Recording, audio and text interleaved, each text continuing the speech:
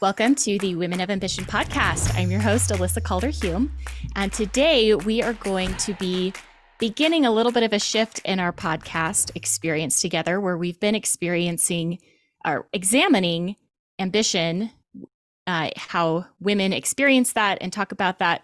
And we're going to continue on that same path, but I really want to start looking at how culture, ethnicity, religion, all these different things that influence our socialization affect the way that we think about ambition and manifest it, and then some of the barriers that make it harder to be maybe who we want to be.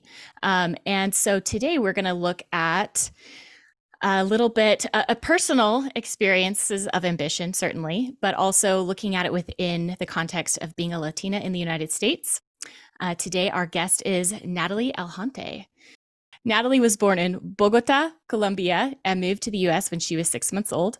During her upbringing, she always had a passion for languages, storytelling, culture, and intersection of public policy and entrepreneurship. She moved to Washington, D.C. in 2001 to attend American University in their School of International Service. After graduating, she began a career in global public affairs, including leading the work for clients looking to build campaigns around ideas, not just products. After that, she moved to New York City to build a social good incubator, working directly with Arianna Huffington. While in New York, she was also hired to assist with all aspects of communication for the Brazilian government ahead of the World Cup and the Rio Olympics. Wow. Natalie then returned to Washington to help build the Latin America Center at the Atlantic Council for her former boss, Peter Schechter. Schechter. Okay, thank you. She is now the director of strategy for the Latin America Practice.Group at Wilkie, also founded by a Latina and an investor in Immigrant Foods, a gastro advocacy restaurant dedicated to celebrating the contribution of immigrants to the United States. And she resides in Salt Lake City, Utah, not too far from me, with her husband, son, Sammy, and their 2 dogs. Thank you so much for being here today, Natalie. Thank you so much for having me, Alyssa. Sorry if I messed up some of those words there. Reading and podcasting at the same time is rough. I'm used to just kind of going off the cuff. It's hard. There's a lot of tongue twisters. I'm also very, very aware that you are trilingual, at least, correct? Portuguese, yes, Spanish, yes. and English. And so I have very minuscule knowledge of those languages, but my pronunciation is horrible at this point. So please forgive me and correct me. Please correct me. Yes, absolutely. We're here to learn from each other. Absolutely. Yes. Well, thank you so much for being willing to come on the show and talk about just this complex world that you live in and that you navigate and that you're so knowledgeable about. So to start, this is our first question we always ask. Do you consider yourself to be ambitious? I love this question. And actually, I think, when I received the invitation to be here with you today, it really set me on sort of a journey of sort of trying that word on. I think it's been a while since I've sort of categorized myself as ambitious, but, really getting familiar with the definition and to its very core, and maybe not so much of the archetypes that maybe we have associated with it, I would definitely claim it. I would also say I'm very driven. A funny story about that, I actually, if I had a memoir, I think I would have titled it Driven, because I learned to drive so late in life. I actually just learned to drive 6 months ago after being, a true and blue New Yorker. But yeah, so driven, ambitious are definitely things that I would say are part of who I am. Ambitious for myself, but also ambitious for others, I think, is another thing that I would say. I'm one of those people who really get so much in really success and out of seeing other people accomplish things, like finding their own voice and seeing what they're capable of as well. But the one caveat I would say about ambition is that I would say, yes, ambition, but not at any cost. I think this is the new learning for me in my life, especially as I've become more multi-dimensional, becoming a mother, becoming a wife, trying to be a better friend, and also just a better person who takes care of myself is saying ambition, but there has to be a very careful consideration about what the impact is on myself, on others. And definitely growing up in New York, where there was a little bit more of a cutthroat culture, being on the other side of what ambition on the negative side can look like. I've always really prided myself in not being that type of person who will use anything and everything to get ahead, despite sort of what the repercussions could be on others around me. No, I really appreciate you saying that. I've been obviously thinking about this word for a long time now. And I've been tinkering kind of with like another kind of nuance to this word where a lot of people associate ambition with like that competitiveness and like being willing to step on other people to succeed, especially because I've been re-entering academia. And so there is like a lot of competition. But valuing ambition for itself and valuing it for other people and having it be something that is in balance with other values like community and support and your other values that can kind of balance it out, I think is a really, really important part to that aspect. So thank you for sharing that.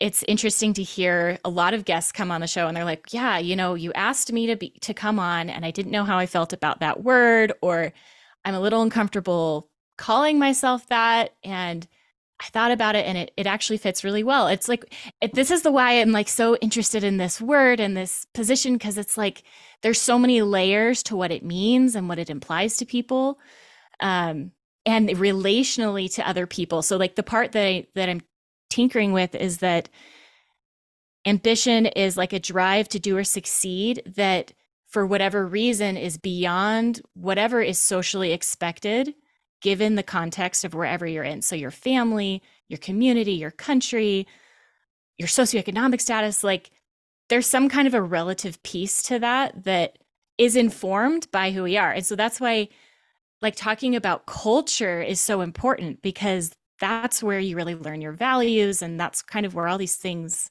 get put in reference. So I'm excited to dig into that more today.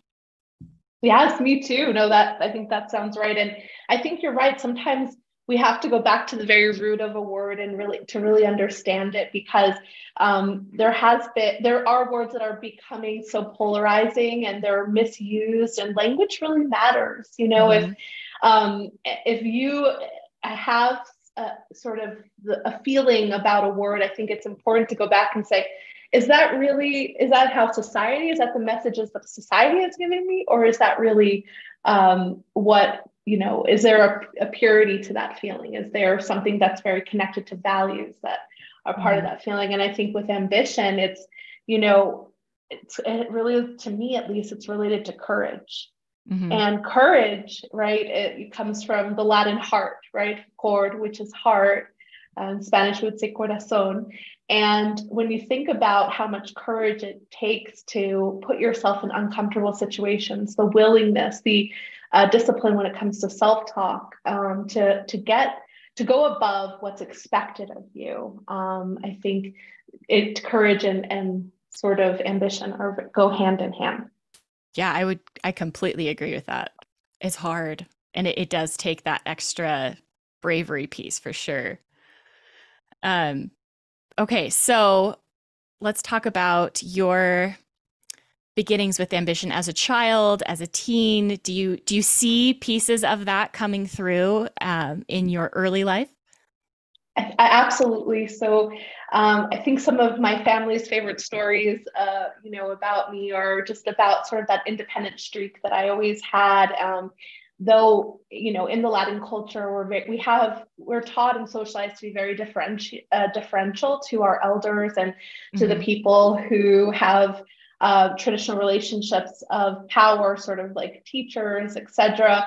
I think my parents did a really great job not sort of oppressing that independent spunk and streak in me, to let me be sort of who I was. And I think some examples they like to tell about this are, I had an iced coffee stand. A lot of children had traditional lemonade stands, but I realized that our house, I grew up in Brooklyn, and our house was on the road to sort of main subway stop. And a lot of people would commute in the mornings to go to work. So in the summer, I used to wake up really early, and we would brew fresh Colombian coffee, and I would go out with my little wooden table, and I would sell fresh iced coffee to the commuters as they would head to work.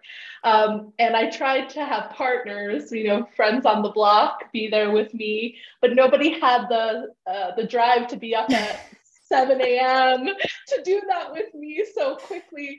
There was a rotation of partners that would come and go, and nobody would stick. So I really loved the feeling of being there, being useful, and being reliable to my to my customers at a really, really young age. So that, I think, it's a fun story that they tell, but I think that's definitely who I am, someone who likes to be useful, have an impact, and sort of doesn't really see anything as impossible, for better or for worse. When I was 15, I started to sort of shift that, I would say, ambition to social good work. And I started an organization when I was 15 years old called Teens for Humanity.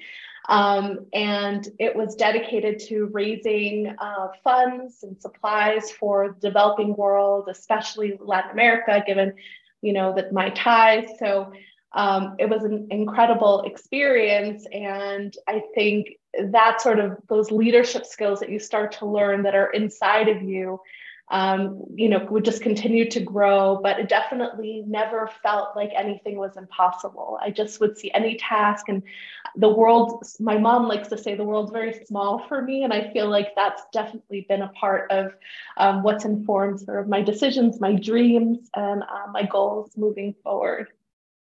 Those are fantastic examples. Holy smokes. I love to visualize you on the corner street hawking your iced coffee, and then being this teen for social justice. Like, that's incredible.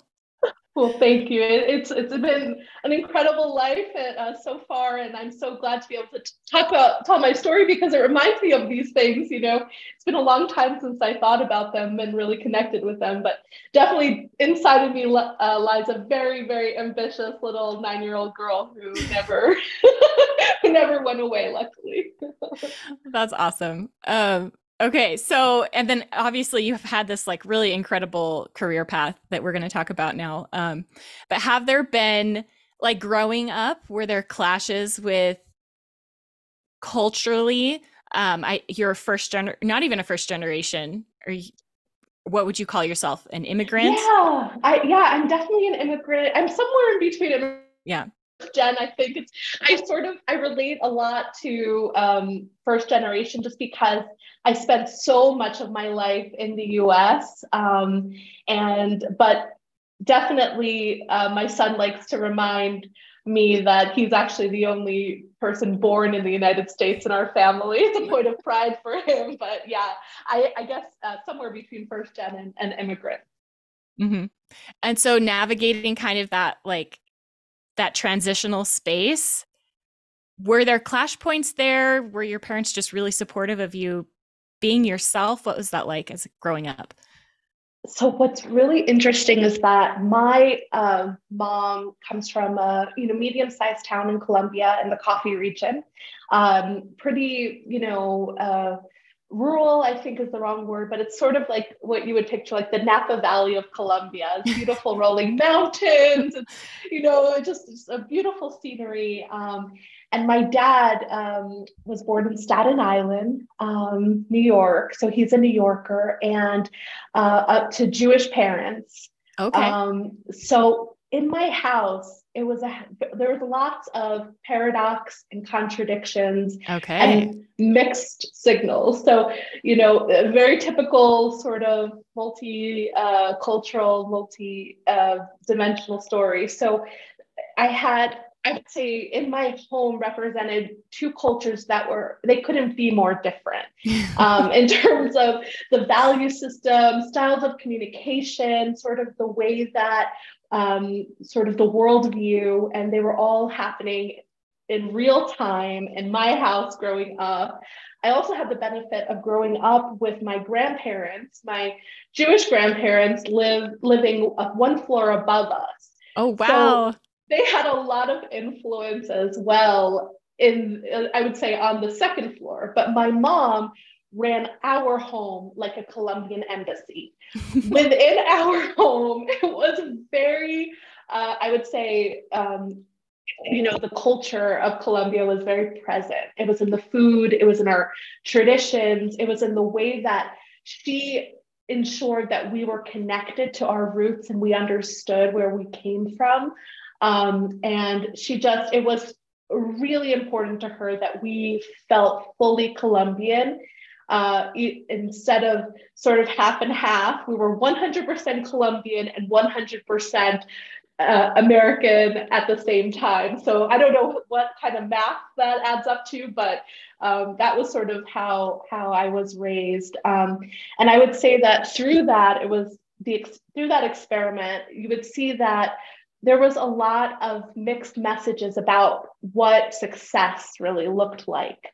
And that also had to do with the extended family. So, in my household, there was definite cohesion, but I would say that when we would look at the extended family, education was so important on the, Jewish immigrant side, and especially given the history. But then in Latin America, it was much more about sort of the markers of success were about, physical beauty, about thinness, about, who were you in your social standing?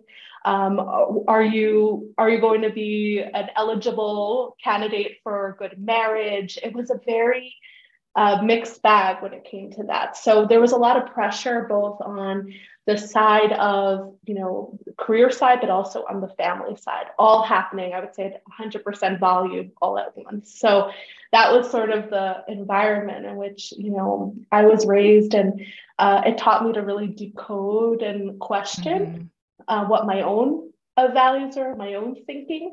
But it also taught me a lot about how strong that intergenerational sort of programming can be in our own lives. Mm-hmm. Wow, that sounds like quite the crucible for self-discovery, and watching your parents, I would assume, navigate that with lots of other family members around, and then you getting to go and be your own person as well.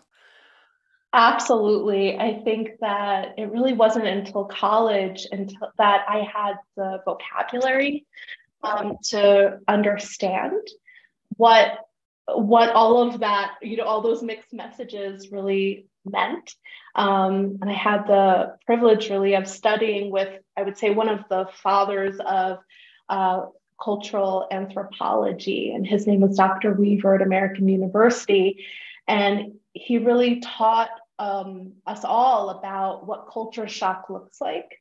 And how it's not just when you go abroad, but if you're living in a multicultural society, if you are multicultural, how experiencing culture shock can really impact you and your sort of psychological framework long term, and really all the resilience that it gives you. Because there's by no means do I want the takeaway to be like being multicultural actually is traumatic. Well, it's not. I mean, it gives you so many magical powers, but at the same time, if you don't understand sort of the language around it, it can be challenging. And so I was grateful to have the language around understanding and mapping culture, and understanding the different components of what makes a culture. I think in the US, we're not really even that aware that we have a culture.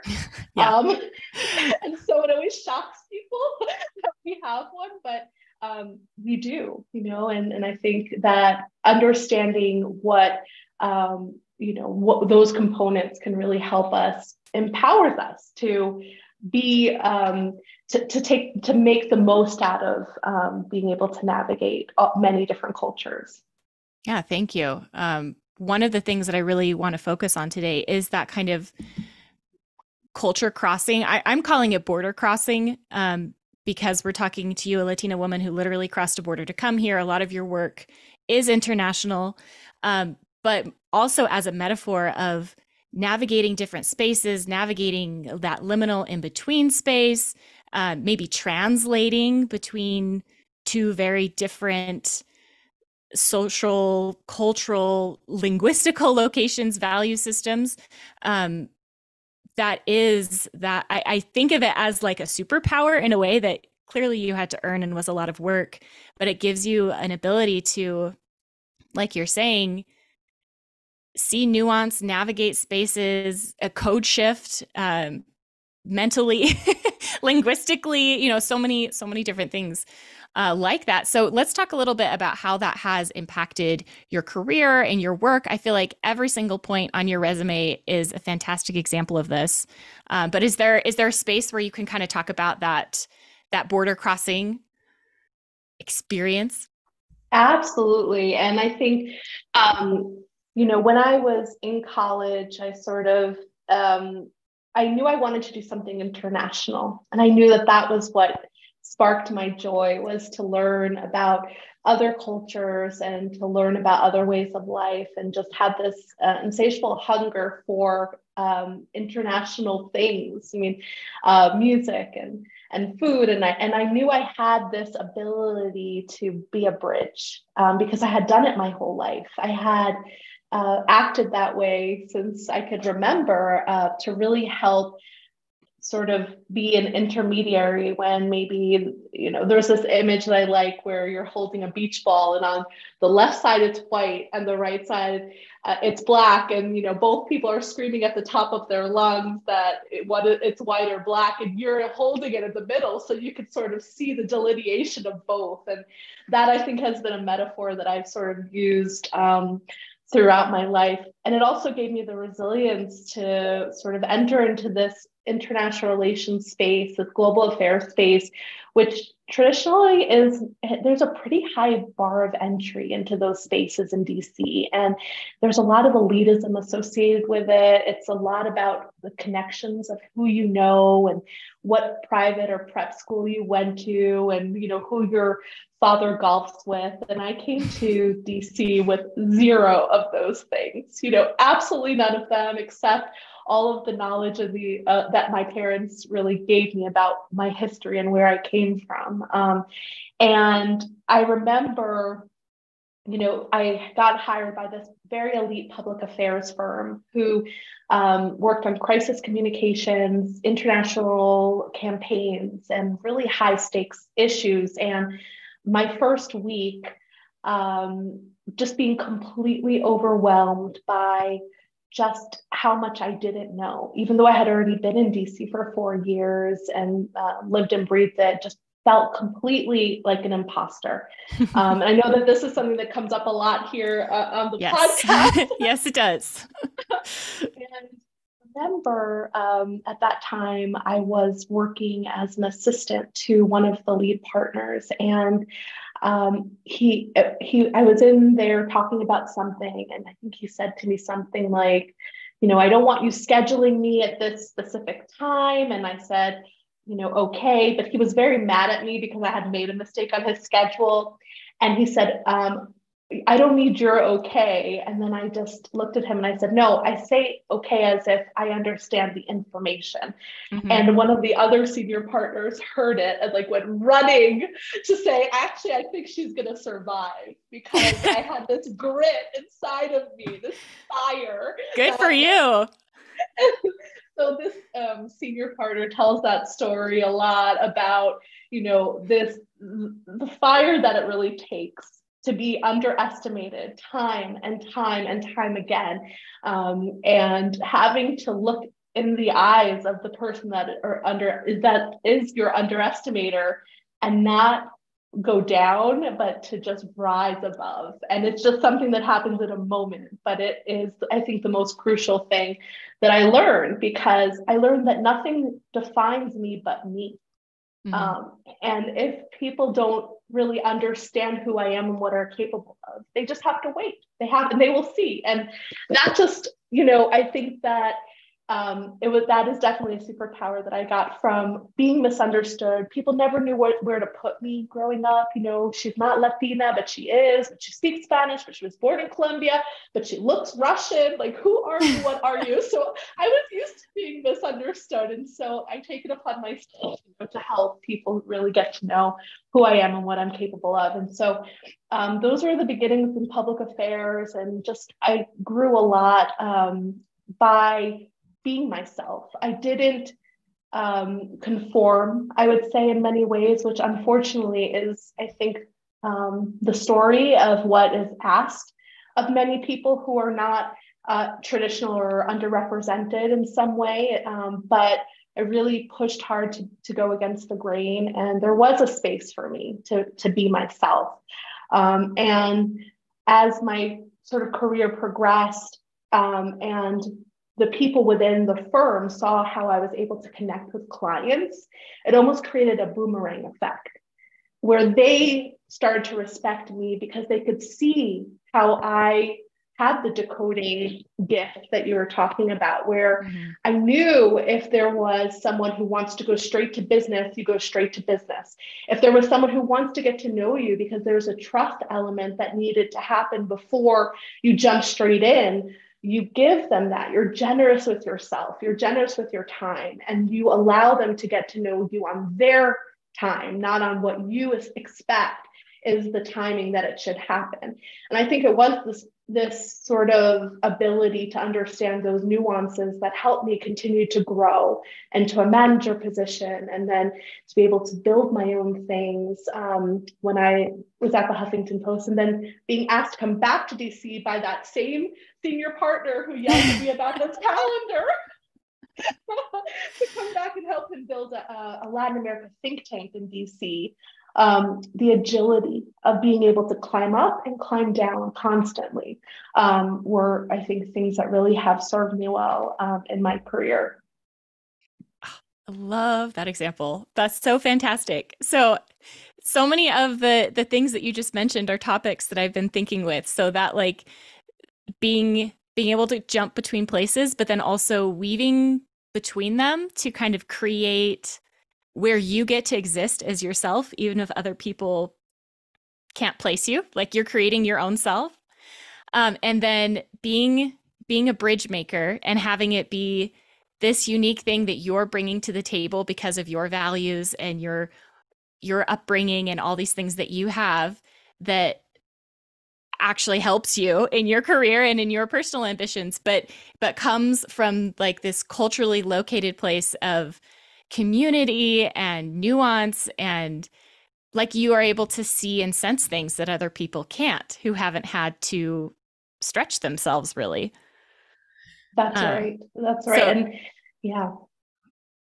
Oh, and I think that obviously, those are sort of the positive baggage that I bring to the table. But there are also things that I struggle with, and I think that those are also a big part of understanding the importance of being humble, of looking at life as an eternal learner, because if you're trilingual, you're always going to mess up a certain sentence, or you're always going to like make something feminine that's masculine. And this is a lifelong, you're never going to be fully engulfed in one language. So I think that's also helped me understand that to understand people, not just by how they communicate in maybe their second or third or fourth language, and to be humble about being able to learn from everyone.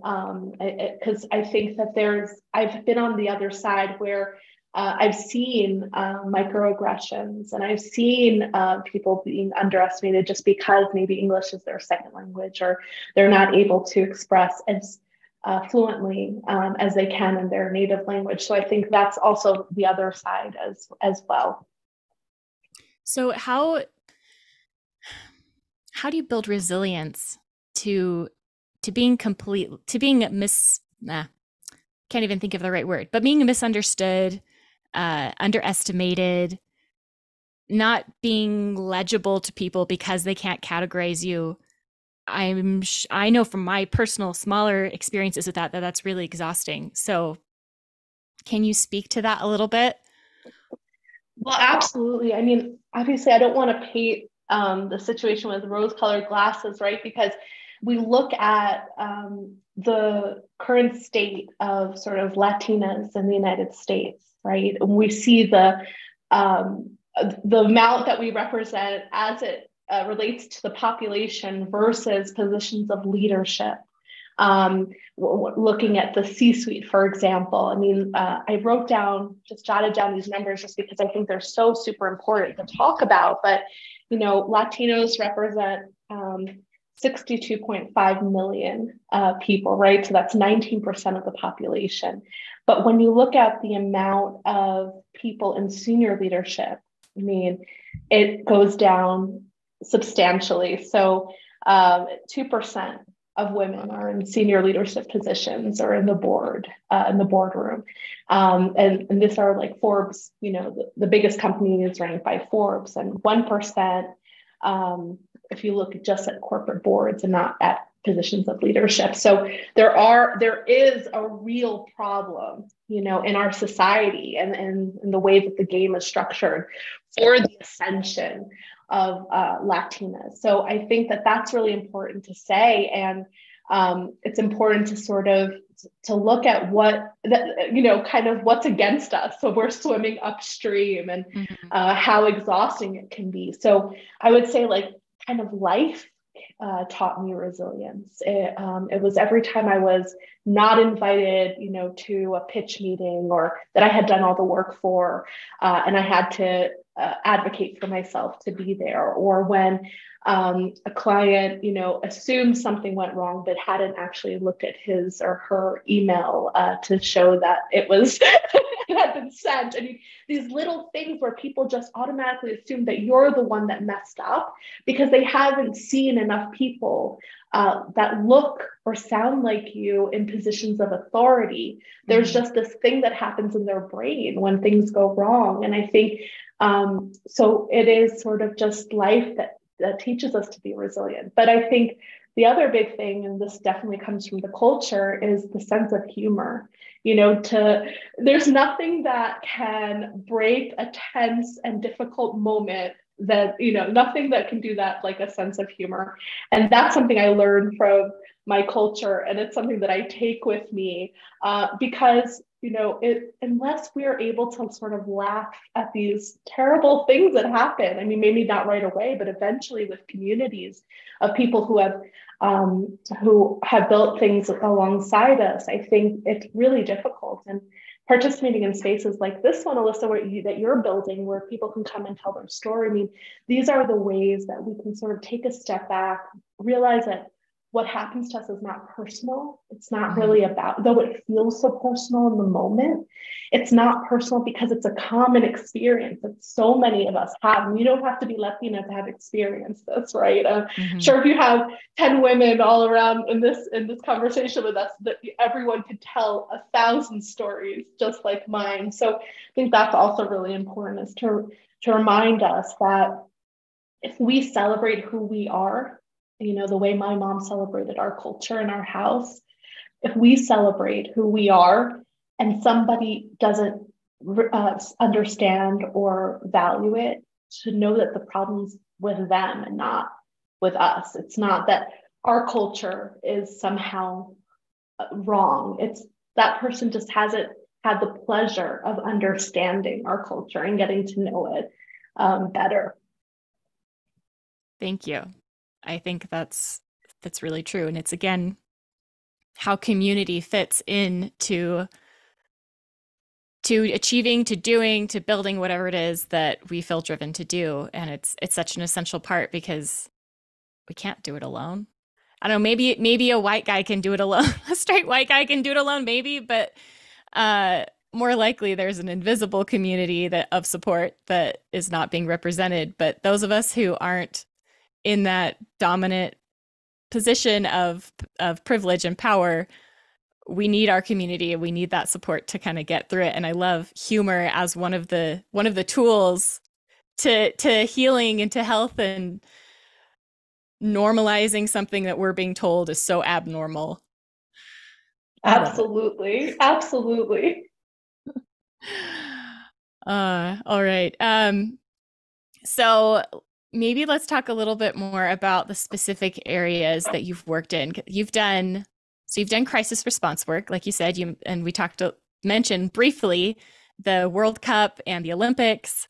And you were also a TV commentator for U.S. Latin American relations. So you're doing all of this work with these different places and different value systems. How like I just talking even politically about different countries and navigating those relationships. What has that been like to hold maybe two value systems and have to like make them legible to each other? Yeah, no, I think that's a really, really good question. And, I can talk a little bit first about the World Cup and the Olympics work. So when I was in New York and I was a new mom, I had a conversation with a former colleague and, was really telling her about how burnt out I was feeling. I mean, one of the big characteristics of crisis communication is that you have to be on 24/7. And having to be a new mom, I really felt like I couldn't give 100% to really anything. And I didn't feel like I felt like I was failing, and I felt like I was sort of the reputation that I had as like the person that was always on it. I just couldn't be that person anymore. And this friend said to me, well, why don't you work with me on this project? The Brazilian government is looking for someone to help promote these beautiful destinations in Brazil. And I said, oh my gosh, this sounds like the easiest job on earth. Like, why? Is this real? Is this real? Like, and so, well, of course, nothing is ever as good as it sounds, because the largest protests in Brazil's history after the fall of the dictatorship were catalyzed by the overruns in the World Cup and the Olympics. And we were sort of the only US arms and legs on the ground in many of these spaces. And we thought we were going to be there, talking about beautiful beaches of Rio de Janeiro, but we were preparing like crisis communication decks and sort of media audits about what's being said. And I was accompanying the Minister of Sports, Minister of Tourism, to the editorial board meetings at the New York Times, at the Wall Street Journal, to talk about, stadiums in Manaus and why there is one. And just, I had to fire a translator on the spot in one of those meetings because she was just translating the minister with really just messing up the translation and just like these things. And, I kept thinking, where's the fun? When is the fun going to start?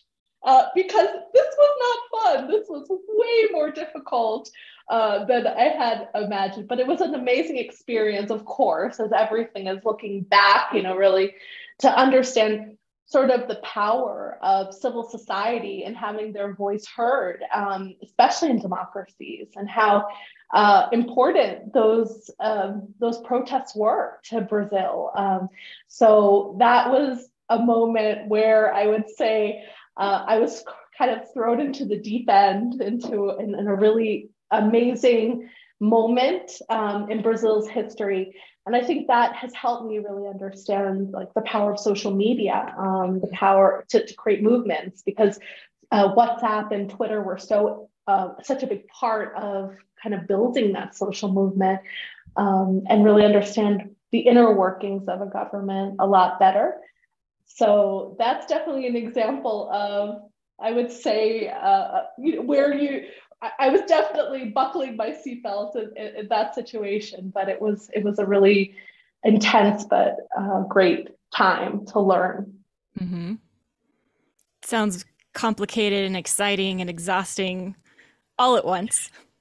Yes, yes, absolutely. And my Portuguese definitely got a lot better after that because I was writing and reading a lot in Portuguese, and so that's always a great outcome. Well, that's wonderful. So if working in these different spaces with these different groups of people, do you see the nuance in value in maybe how ambition is perceived in different places in Latin America versus the United States? Can you talk a little bit about that kind of maybe on a more broad level? And then if there is a gender component that you saw, I'd appreciate hearing your perspective. Absolutely. Well, I think what's really interesting, and I think a lot of people consider themselves, Latin Americanists. Um, they have trouble with Brazil. They have trouble sort of becoming a part of the in group in Brazil because Mm. the country of Brazil is such a massive place. And it's been sort of, because it speaks Portuguese and it speaks Spanish and sort of has a unique history and culture, it really is isolated from the rest of the world. So the amount of, I would say, trust that a person that is working in Brazil can obtain just by understanding the culture, understanding the language, the basic customs is incredible. It's not the same as the rest of Latin America in many ways because it isn't Americanized. So, Mm-hmm. like Colombia, we've always had a lot of connection. Mexico, you go to Mexico, there's always been a ton of connection between the United States and better and worse, right? There's been Mm-hmm. negative impacts that the US has had, but also it's just, there's a very close relationship. Brazil is different. It's very isolated in many ways. So I would say that taking the time to really understand the culture, and I was lucky, I studied abroad in Brazil. My husband is Brazilian, so that's another big component of understanding the culture. But I think there's so many levels. I mean, you and I, we were talking before about the sort of high context, low context cultures, the to be cultures, the to do cultures, Yeah, which do you want to share that a little bit because it fits so sure. well with what I'm learning and researching right now. Yes, yeah. So when I was, learning more about cultural anthropology, I think one of the coolest ways, and I think there's more contemporary work on this as well. There's a book called The Culture Map that I think has gained a lot of popularity, is really understanding different cultures and sort of where they fall on broad questions. And these two broad questions are sort of something called a high context culture and a low context culture, or a to be or to do culture. So what that means is, if you're in a part of a to do culture, it's really about efficiency. It's about sort of what you achieve. It's about sort of an individual perspective of achievement. And it's very low context, meaning that even if you were dropped in that country and you're doing business for the first time in that country, and you were someone who sort of was pretty literal and direct, you would do really well in that country in terms of relationships as well. When you're looking at, the US is a part of that, I would say Germany, I think is a pretty, when you look at architecture, he's always sort of looked at Switzerland. On the other side of that are the to be cultures or the high context cultures, where these are cultures that have a lot of gray lines. There's a lot of subtext, a lot of focus on who is your family? Where do you fall in in sort of the social casts within a country? And those are the cultures where it takes a long time to really understand the nuance to be effective at communications, because there's so many unwritten rules about what you can do and what you can't do. So I would say Brazil is very much, and all of Latin America is on that sort of the high context to be scale. But Brazil, I think is at the very top of that, because they have so much of their own way of sort of their own rules and customs that are unique to Brazil. There's no other places that you'll be able to find it. And those who don't really understand the culture have a lot of trouble being effective in it. And those who take the time, even to learn just sort of basic Portuguese about the differences between the different regions, the history, understanding where you give one kiss and where you give two. I mean, these are small protocol type things, but they make a huge difference in a culture like that, where your relationships and sort of who you are on that scale mean everything. And I think that it's important to say that both cultures are both humane and inhumane at the same time, because in a to-do culture, it's all about what you achieve. It's not really about who you are. But in a to-be culture, it's really, the hard part is social mobility. If you're born into a certain class or caste, it's hard to move up. It's hard to be seen as other, because you are sort of ascribed a value based on sort of where you fall in that scale. So those are super important nuance, I think, that I try to keep in mind when I'm doing business internationally and when I'm working, collaborating across borders, is to really understand those nuances and to continue to learn. One tip I always give to people is just do a Google search, a Google News search for that country the day before you talk to somebody from that country, and see what's going on in the news. Take 5 minutes. I think as Americans, we're not really conditioned to do that, but it just goes such a long way to be able to build relationships for those high context cultures, when you at least take the time to know a little bit about what's going on, what's current, and ask questions and be curious. I think it really goes a long way to building those relationships. Yeah, that's so interesting. It's a really, really good tip. I'm wondering if you know the answer to this question. Maybe you don't, but how the different indigenous populations kind of affect the differences in the regions, and then of course, how colonization has kind of shaped the culture of different countries and different regions. Can you speak to that at all? I mean, I can speak more in terms of the presence of sort of generally right now, that there's, Yeah. I would say, a moment where we're celebrating Indigenous culture in a way that we really haven't before. I think that in our minds, we all felt very separate. Like we would learn about these Indigenous cultures, the Incas, the Mayans, the Aztecs, and we would look at them, Tupi Guarani, right, in Brazil, Uruguay, Paraguay, and we would sort of look at and our Indigenous in the United States, where we would see each of these cultures as a really small and isolated pocket. But I think as people have studied them more, and I think John Leguizamo, if you haven't seen his sort of one-man show, when he talks about this, 97% of the DNA of Indigenous cultures from the top of the Americas to the very bottom is the same. So we have this unique shared culture, though obviously there's nuances, but I think that it's a very sort of colonistic and European mindset to see each of them as unique and separate, because it takes away the power from the holistic sort of story about this continent and about sort of the Indigenous culture. And I think some countries have been really great about conserving and celebrating the history. I think no culture has been great at it, I should say, but there Yes. Yes, let's be clear. We've all been terrible, but some have all maybe been worse for longer. Absolutely. And, if you look at, there's this beautiful museum in Mexico City called the Museum of Anthropology.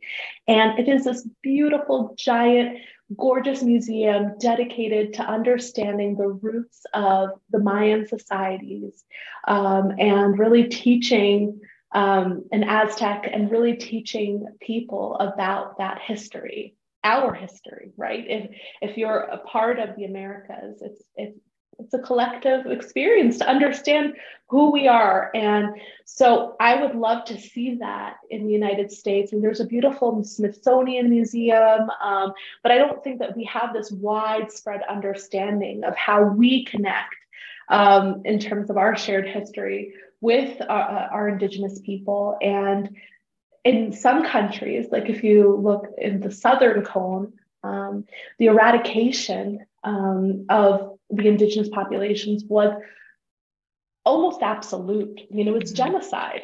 And so each of these countries has had their own unique story with sort of celebrating those roots or sweeping it under the rug, as I think probably happens a lot.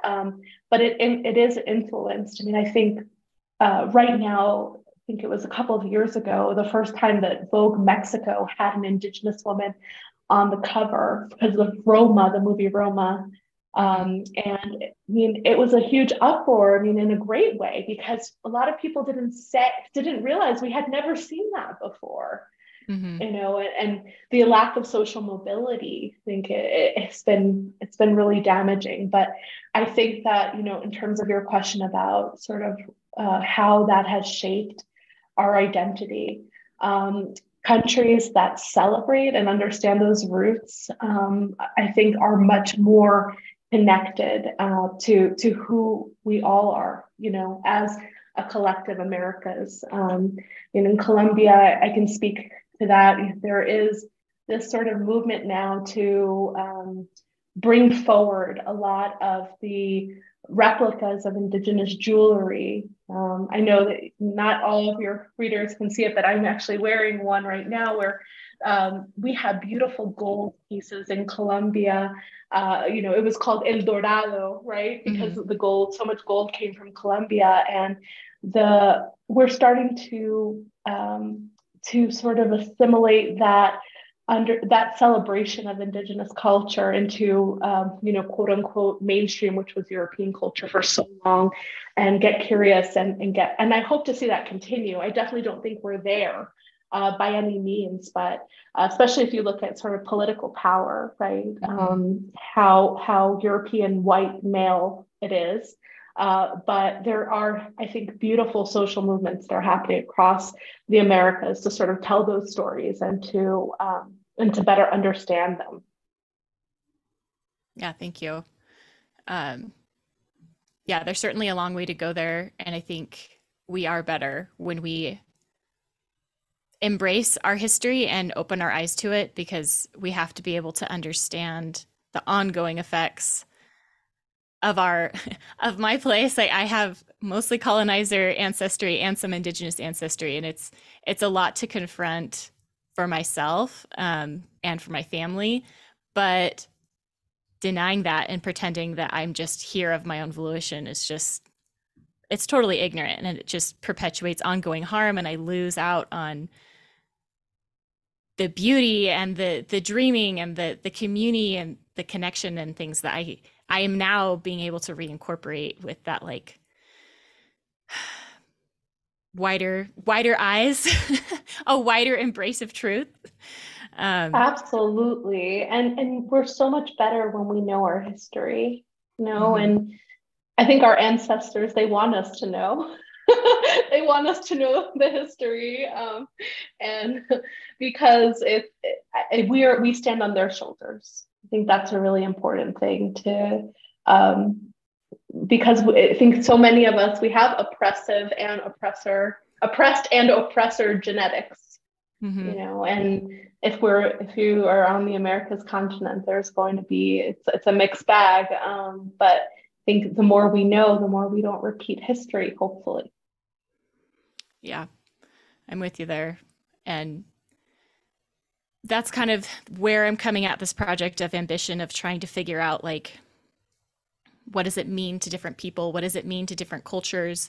Is it competitive, have to step on other people to achieve? Can it be something that it is communally beneficial? And I think it can, but we have to really unpack a lot of that, like generational trauma and colonizer mindset and the ignorance that we've allowed and supported, and that we're all, you know, complicit in to one degree or another, because there are a lot of toxic things that originally were really beautiful or are really healthy in other spaces that we can reincorporate and heal with and learn from. So thank you for sharing all of your experiences today. Oh, it's my pleasure. It's been such a pleasure speaking with you today. And I think this project is such an important one. I hope we'll all own the word ambition a little bit more in a in the healthy way, in a future, good way, in in a a healthy positive way, way. in balance with Yes, our values and our community and all those things. Um, absolutely. in closing, is there anything that you would like to say to ambitious Latinas out there, speaking to them directly, maybe? Yes, absolutely. I mean, I think that our time is coming. I think if we just look at the demographics, if we look at sort of the amazing influence that we've been able to have on this country as Latinos living in the U.S., our time is coming to really to shine. So it's going to be upon us to be ready as that moment appears. And I just want to give a huge shout out to Alyssa Calder, who wrote a book called "You Sound Like a White Girl." I'm currently reading that. I suggest it, and I suggest America Ferrera's TED Talk so much. For those who haven't listened to it, to really understand our superpower as Latinas, and just, muchas gracias. Thank you for having me here today. Thank you so much. Oh, so good. Do you have any current projects or things you want to plug? I think you have a restaurant going on right now. Yeah, so I'm an investor in a restaurant in Washington, D.C. called Immigrant Food. Our flagship is half a block from the White House. Obviously, it wasn't a coincidence that we opened it during the Trump administration when there was so much negative rhetoric about immigrants, forgetting that we are all immigrants if you're not Indigenous, and we're all here. So, definitely if you're in Washington, D.C., check out Immigrant Food. Also, if you you'd like to connect, please feel free to connect with me on LinkedIn, Natalie Alhonte on LinkedIn. And just thank you so much for having me here. Awesome. Thank you. That's quite the delicious, ambitious little pump to end on. So thank you so much. And yeah, thank you. I am sure everyone is just going to be so thrilled to listen to this. So thank you so much for coming on. Thank you. Thanks so much for listening to this episode of the Women of Ambition podcast. Natalie was such a fantastic guest. We covered so many different topics and ideas that I want to continue to expand on and explore throughout our podcast time together, especially as we look at how social locations change the way that we view the world. They inform our values and inform what resources we have access to. So those are some of the things we're going to continue to look at on the podcast. If you would like to read a transcription of the podcast or share it that way, I'm going to figure out a way to add the transcription to my website, womenofambitionpodcast.com. This will allow guests to go back and annotate and edit anything that they want to clarify or comment on. So if that's helpful to you, please let me know. It is quite a labor of work to transcribe. So I'm going to try and do that more moving forward if that is helpful to anybody out there. So just let me know, drop me a line if that's something that is beneficial. You can also interact more with the podcast on Instagram. My handle is Women of Ambition Podcast. So check us out there, and we will continue to have some really awesome guests moving forward and some new and exciting things over the next couple of months. So look out for those. Thanks so much for listening.